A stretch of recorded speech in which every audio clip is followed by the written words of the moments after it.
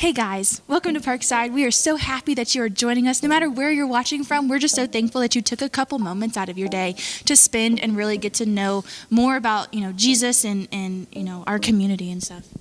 Yeah, so if it's your first time, welcome. We're very excited that you decided to give us a watch here today. We would love to be able to connect with you, to meet you, to get to know you. So you can go to parkside.life/connect, and it's an opportunity for us to just say, hey.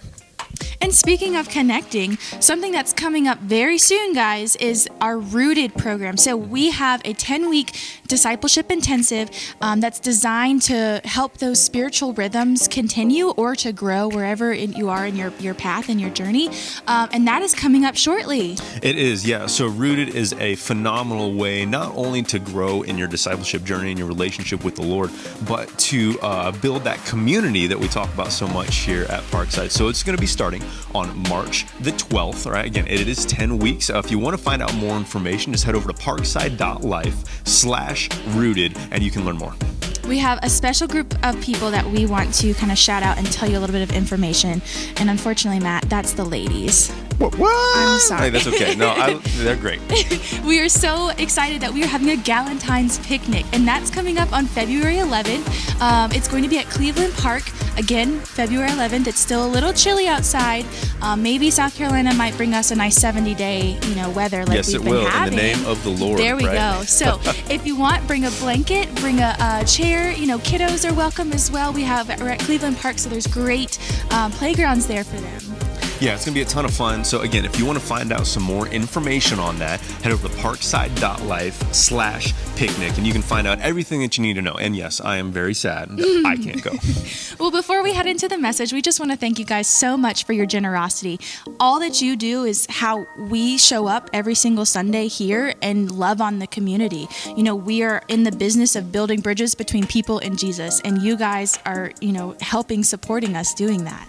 Yeah, so if you want to continue your worship through giving, you can do that a couple different ways. You can head on to our website, parkside.life, or you can send a quick text message to the number that is on the site there, and it's safe and secure. And again, just thank you so much for all the ways that you're helping us to build bridges between people and Jesus. I'm sad that we finished with our Abide series. Man, that was some good stuff. Great. But we are headed into a new series today, talking about the art of bridge building, so who we are as a church. So I am so excited to hear what they have this morning. Yeah, again, as you're watching, feel free to drop a comment in there, leave us a little note saying what God is teaching you or showing you, and we'd love to be able to engage with you in that way. And just thank you again so much for watching. Thanks, guys. I'm really, really glad to be here this morning. Because I have to be honest with you that this felt like a really weird week to me. I don't know if anybody else kind of felt that way, but I don't know why. I can't quite pinpoint it, but it felt like a weird week, right? Tom Brady retired again, and the Eagles are in the Super Bowl. And stop, Jordan. And we've got Chinese balloons flying over the country, and we're not sure if it's a weather balloon or a spy balloon, but all I know is that U.S. military shot it down with a missile. What is happening? Weird week. It is a weird week. And then I feel like we're also at this point where we're getting ready to use eggs as currency. So it just feels like things are very weird right now. And so as we wrapped up our Abide series and we're heading into our new series, we're talking about relationships. And before we do that, here's what I want. I want to just share this caveat with you guys, because what I don't want you to do is to hear that we're talking about relationships over the next few weeks and for you to just stop listening.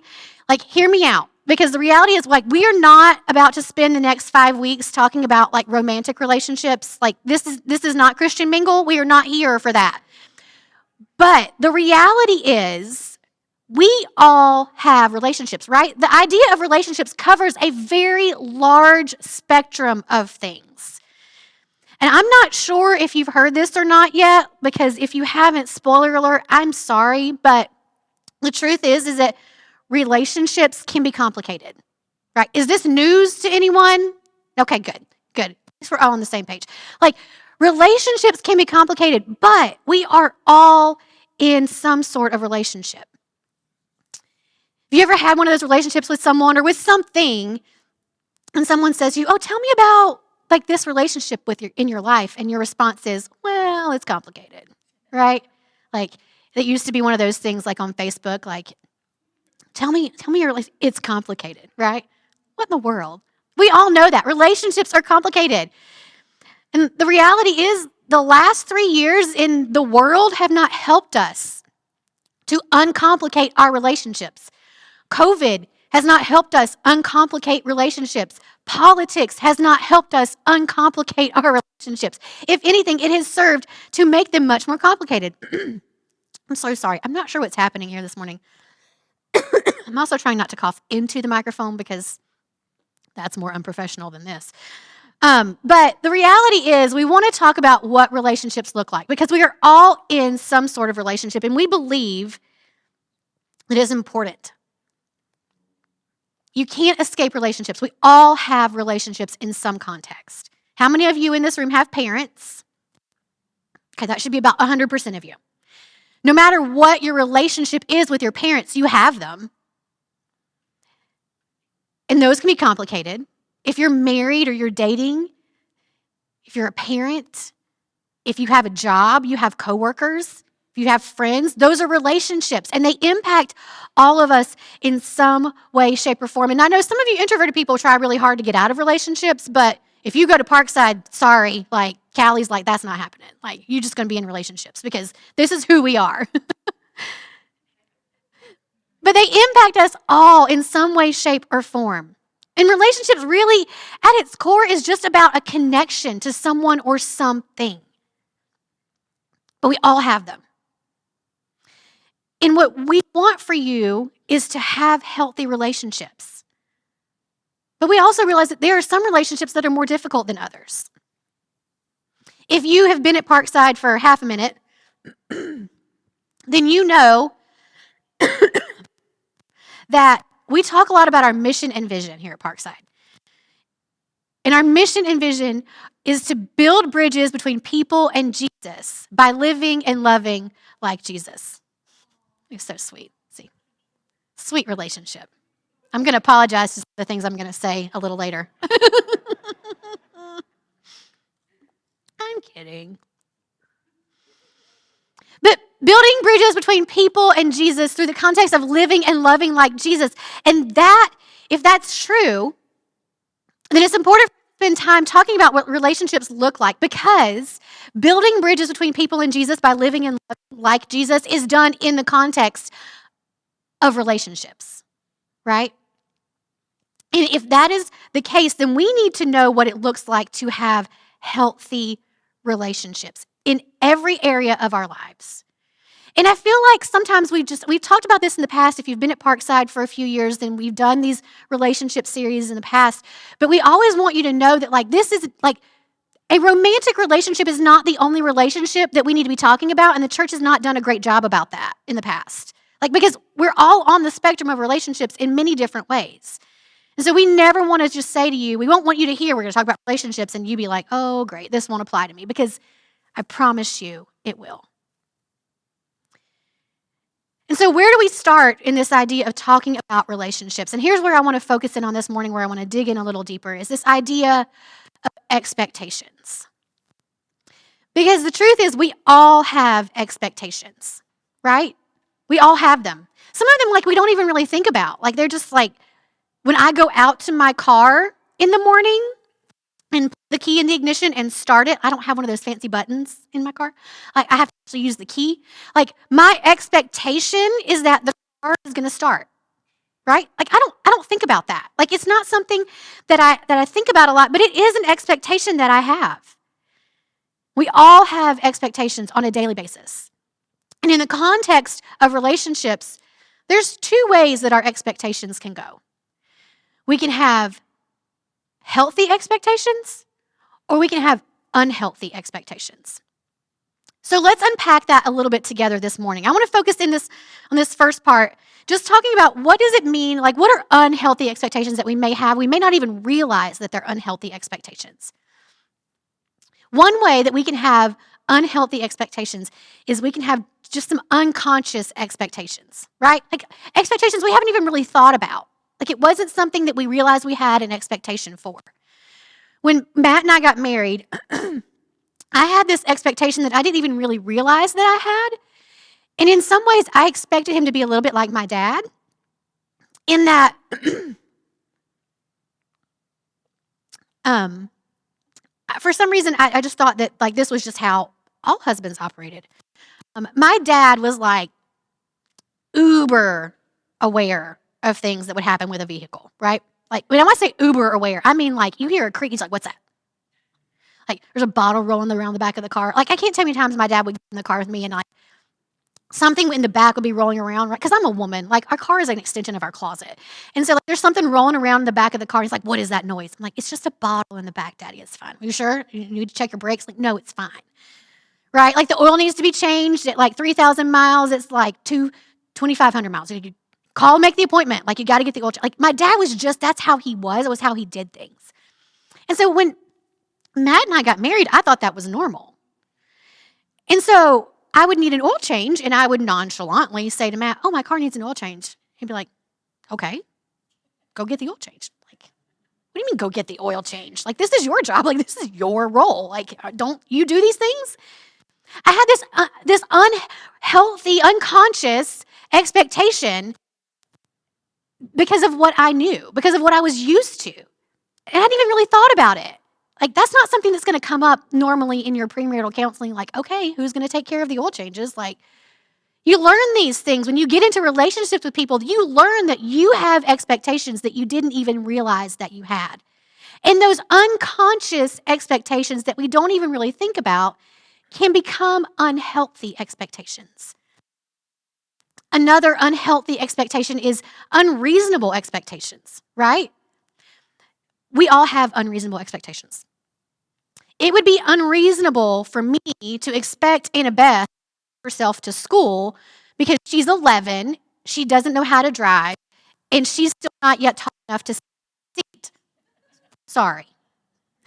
She's close. She's 2 inches away, and she's very excited about it. But it would be a very unrealistic expectation for you to be like, "All right, Annabeth, go drive yourself to school." It'd be unrealistic for me to expect her to know how to do calculus. She's in 6th grade. Now, Kennedy is her math teacher, and he's really good at it, but he's not teaching her calculus, right? Like, it's unrealistic. You're like, that doesn't even make sense. But we do this in our relationships with people, right? Like, we put unreasonable expectations on the people that you're in relationships with. We do it all the time. And we might not think it's unreasonable, but when we backtrack it, we're like, "Oh, no, that might be a little bit, yeah, that might be off a little bit." We also have unspoken expectations. Now, this one's a kicker, right? You have these expectations where you're like, "Well, I just expect you to know that." And someone says, "You've literally never communicated that to me. How would I know?" One of them in our house, I'm really airing some laundry this morning, you guys. One of them in our house is the dishes. Like Matt and I have been married for 16 years. And we now just joke because like the dishes are our biggest point of contention in our household, which honestly, that's kind of a win. If that's the biggest, we can look at it from that perspective. Like, I have an unhealthy expectation that I don't always speak. That, Matt's just going to help with the dishes on his own. If I say, "Hey, Matt, could you wash the dishes?" Now, he would not want to do it. He does not, no one wants to do the dishes, except for my mother-in-law, and she's a saint. But, like, if I never said to Matt, "Hey, can you do?" Then I get mad at him because he didn't do the thing I expected him to do, but I never told him what I expected him to do. Is that going to create a healthy dynamic in our relationship? No, not at all. So it's these unspoken expectations that we have of people, and they might not be unrealistic expectations. But if they're unspoken, we can't expect everyone to just know what we're expecting of them, right? And then finally, there's this idea of expectations that we have not agreed upon, right? Like, we have these conversations, and it's like, "Oh, well, I think this person is going to do this." And they're like, "Never agreed to do that. Why did you expect me to do that?" Like, "Oh, we had a whole conversation about it." Okay, but I never said I was going to do that thing that we had the whole conversation about. Like, there's this whole realm of expectations that we have as people. And the problem with these unhealthy expectations is that when they become unmet expectations, it impacts our relationships. Because what happens when our expectations are not met? We're disappointed, right? When someone doesn't meet our expectations, we get disappointed. And what typically happens when we get disappointed is that close to the heels of that disappointment is anger. You didn't do this thing that I expected of you, and I'm mad at you. And what happens is a chain of events. When that anger, when we let it simmer and we don't address it, it grows into bitterness. And if we still leave it unchecked, that bitterness is going to full-blown become resentment. And resentment kills relationships. Resentment kills relationships. I shared with you guys a few weeks ago about the Christmas gift that Matt got me, the second Christmas that we were married, and how I wanted this specific necklace. I had taken him to the store and shown it to him several times. In his defense, what I had said was, "Oh, I really like this. Wouldn't this be really pretty with my new married initials because we're newlyweds? A little, DRK on there. Really cute." And when he didn't get me the one that I wanted, that I had pointed out to him, but maybe not said, "Hey, this is the one I want specifically," I got mad because I was disappointed. I was like, he didn't listen to me. He doesn't really love me enough to pay attention to what I'm saying to him. We're 2 years into this marriage. It's a disaster. What am I going to do? I was disappointed, and then I got mad. And then I was mean to him, and he had no clue what he had done. And if we had not addressed that situation, it would have, that tiny little thing that really wasn't that big of a deal in a grand scheme of things, if I had let that fester, it could have been a huge deal in our relationship. It was not easy for me to have that conversation with him about me being disappointed because I didn't want to hurt his feelings. So I'm not saying that the ways that we have healthy expectations and healthy relationships is going to be easy. It was hard. And he had to drag it out of me because communication was not my strong suit when we first got married, admittedly. It's what's wrong? Nothing, I'm fine. Clearly you're not, right? And I've never really been one to hide my emotions, so he's not dumb, it's Christmas and I'm all huddled up on the couch, stupid necklace, not even cute. I found it the other day, actually. I was going through some stuff. I'm oh, look. I should have worn it.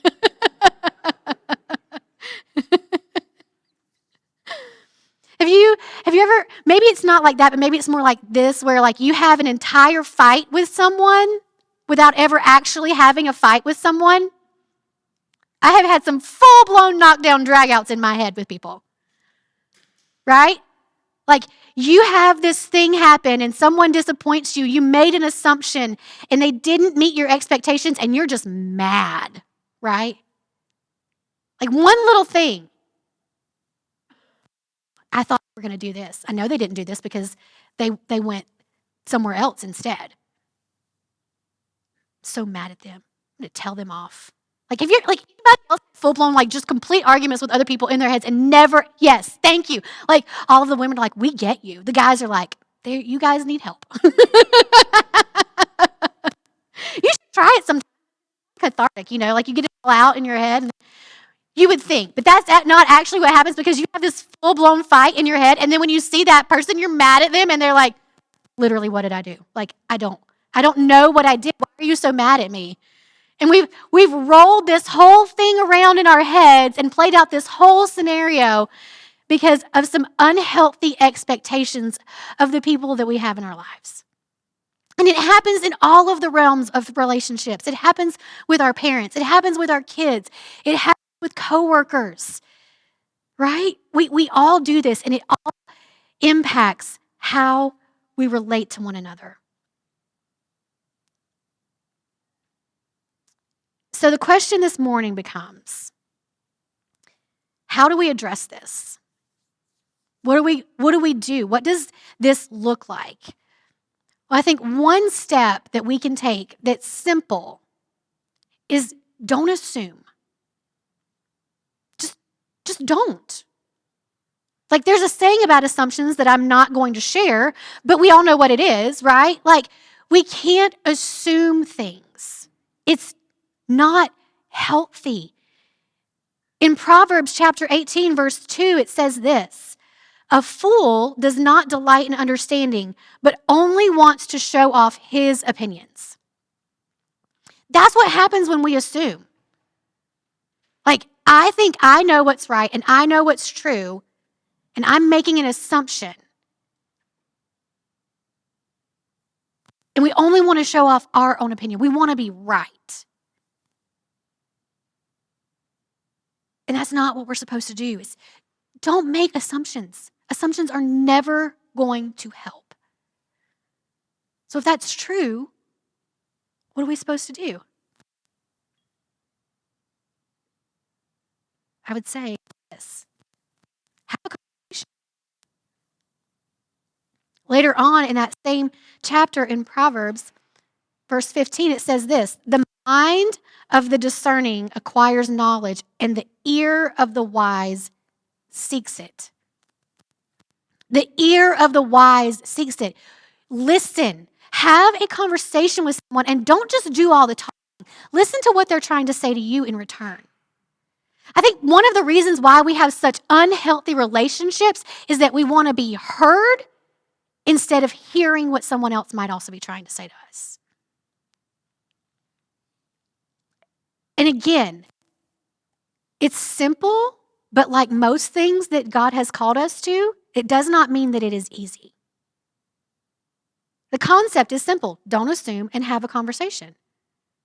But that's hard to do because we're wired to just assume things. Our minds, if your mind is anything like mine, number one, I'm sorry. But the other thing is, like, they just spin out of control with all of these scenarios and these things that might be true, but they're not. And sometimes the best thing that we can do is have a conversation with someone.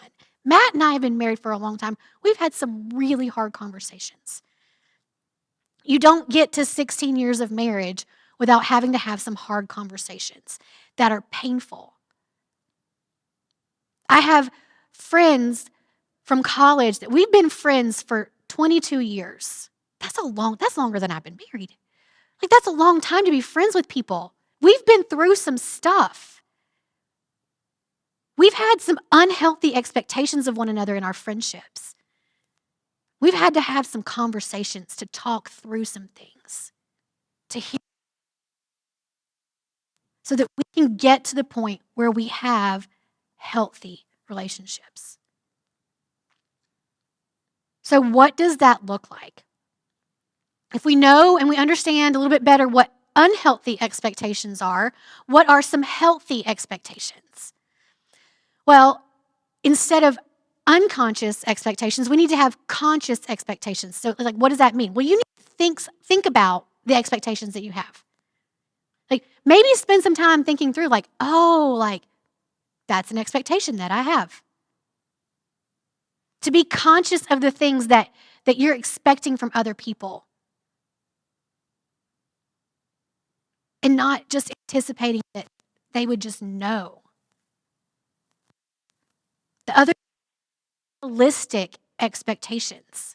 Healthy relationships have realistic expectations.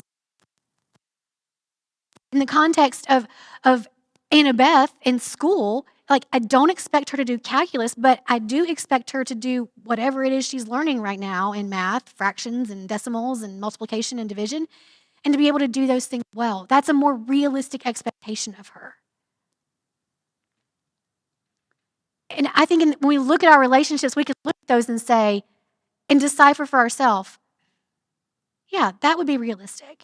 But it can't just be a realistic expectation. We also have to communicate what those things are. So spoken expectations are healthy expectations. I can't just expect the people that I live with to know what I want from them. It's okay to tell people what you're looking for and then give them the opportunity to say, I can't meet that expectation. How much healthier would our relationships be if we said, this is my expectation, and they said, I can't quite do that. I'm like, oh, you're right. That makes sense. Tell me why you can't meet that expectation. To have that conversation, to give them the grace that you would want extended to yourself as well. Would your friendships be healthier if they looked like that? Would your working relationships be healthier if they worked like that? To share those expectations, but also understand that maybe people can't meet those. Brings us to the last one, which is agreed upon expectations. When it comes to our expectations in our relationships, I think it does go back to this communication piece of things. And we as human beings, for whatever reason, aren't very good at communication sometimes, especially, and I don't just mean like communicating, I mean communicating in healthy ways. Like when we speak our expectations, speak them kindly and not just say, well, you should have done this. Like that's not going to be helpful.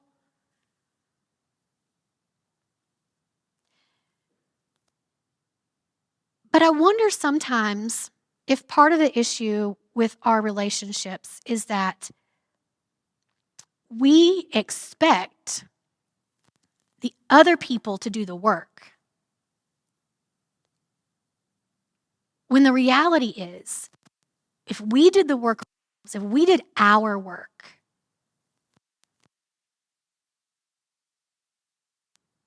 instead of expecting the other people to do all of the work, it's going to create a much healthier dynamic in our relationships. We can't just push it off on everybody else. So what I want you to do this morning is to take a real honest look at some of your expectations. I don't know what those may be. And you might take some time to really think through what that looks like. But if we are going to be people who build bridges between people and Jesus, we need to know what it means to have healthy relationships. And if we know that relationships can be complicated, what does it mean for us to adjust our expectations? Now, what I don't want you to hear me say is that every relationship that you have will be healthy or should be healthy or can be healthy. Because the reality is you can do your part and some people might not do their part. And you can't do anything about that, and that is hard. Sometimes you do need to put up boundaries. Sometimes you need to readjust your expectations with those people and then love them from a distance. Because there are some times where it might take someone a little bit longer to get to that place, or they just won't. But I believe that Jesus has expectations for us in our relationships, right? The only thing that you can control, the only thing that you can play a part in is how you live your life.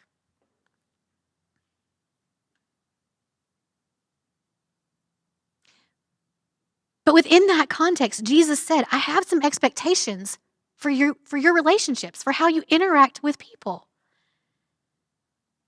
He actually tells us what the expectations are. In John chapter 13, verses 34 and 35, Jesus says this, a new command I give you.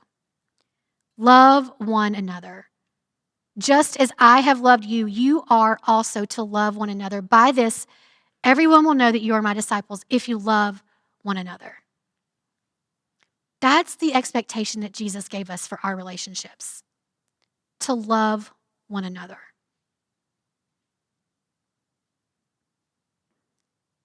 And I think we look at that and we think, well, okay, I love everyone,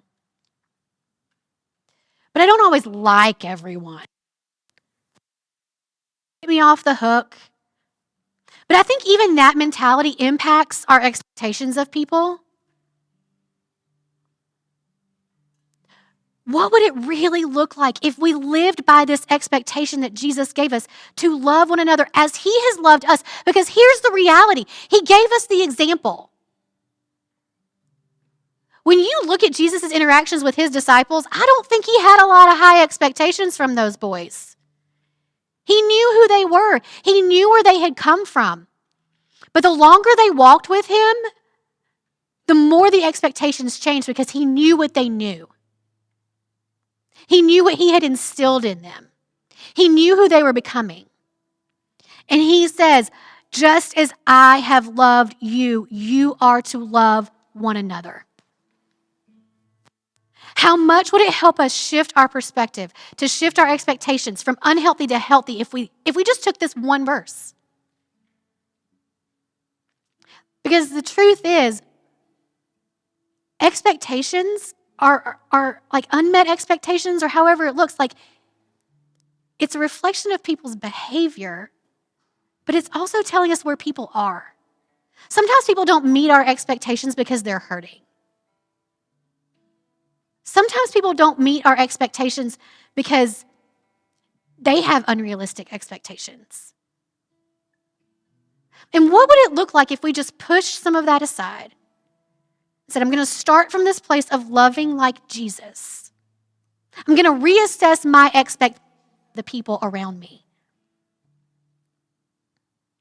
Because I want to live in healthy relationships to the best of my ability. Because I think what happens when we do that is because when we start from a place of love, we give more grace.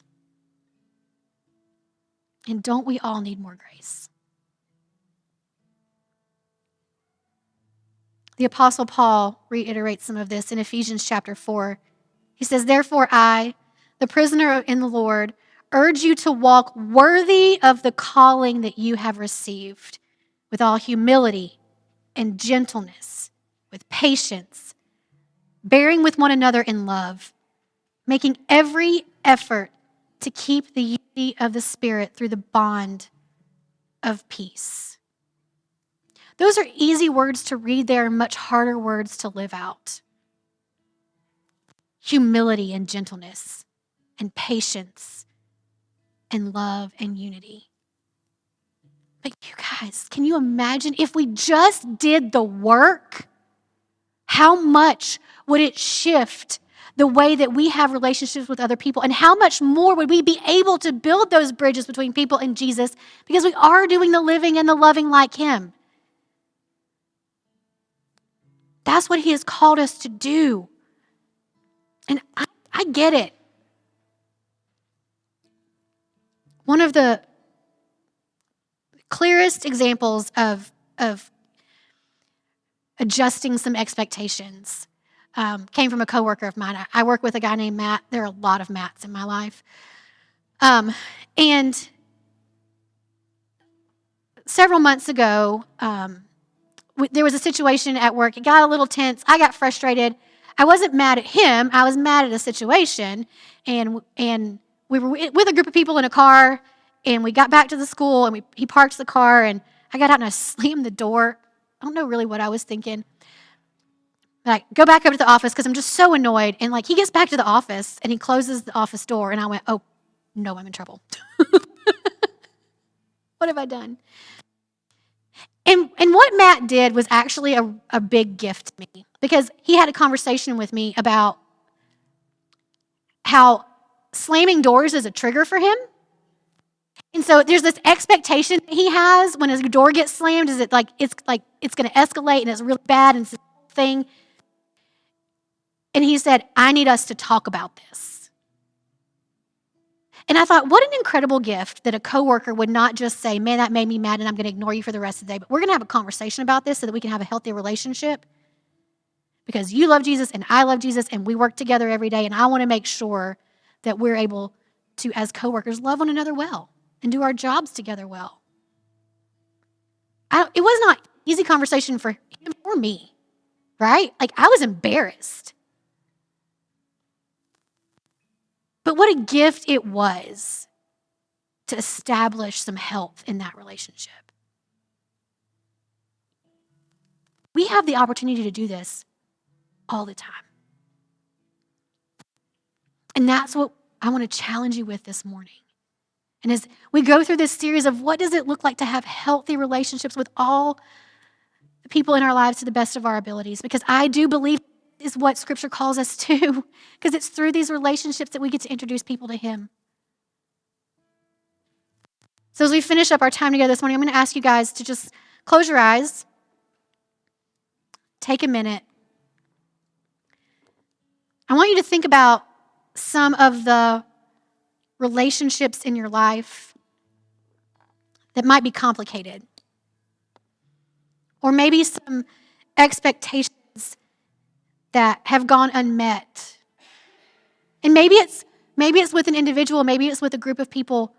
Maybe your complicated relationship is with God or with the church or with His people.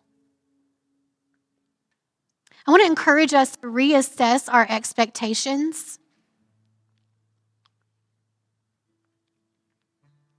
Think about maybe how we can adjust and move from some unhealthy expectations to some healthy expectations. What can we do so that we can build healthy relationships? If that unhealthy relationship happens to be with the Lord and you just really need to process that with someone, Matt and I would love to talk with you.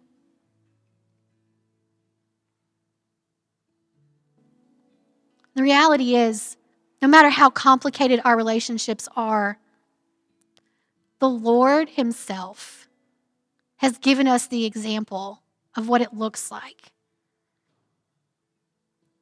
to be His hands and feet.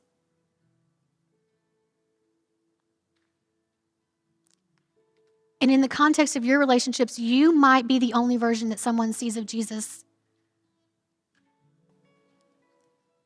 So I want to challenge you to do your best to live into some of these more healthy expectations from the people you live with and work with and do life with. And let's see how the Lord uses that to change us, to make us more spiritually mature into the people He's called us to be, so that we can continue to build those bridges. Let's pray together.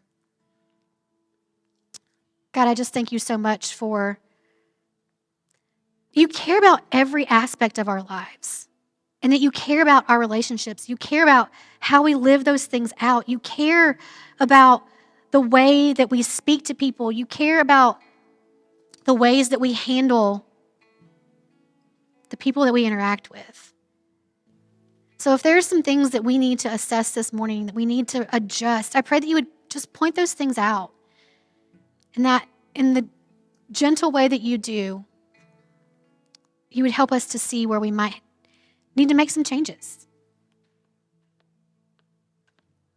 God, You are good and You are kind, and You don't ever get tired of us. And so I pray that we would hear Your voice this morning, and beyond that, that we be obedient to whatever it is You're calling us to do. Maybe that is to have a conversation with someone, or maybe it's to just change some of the things we're looking for people to fulfill for us. God, we love You so much. In Your name we pray. Amen. We are so glad you were here with us today. No matter where you're watching from, we often say, if you're here, you're family. So we believe that, and we consider you part of the family. So thank you guys so much for joining us, and we hope you have a great rest of the week.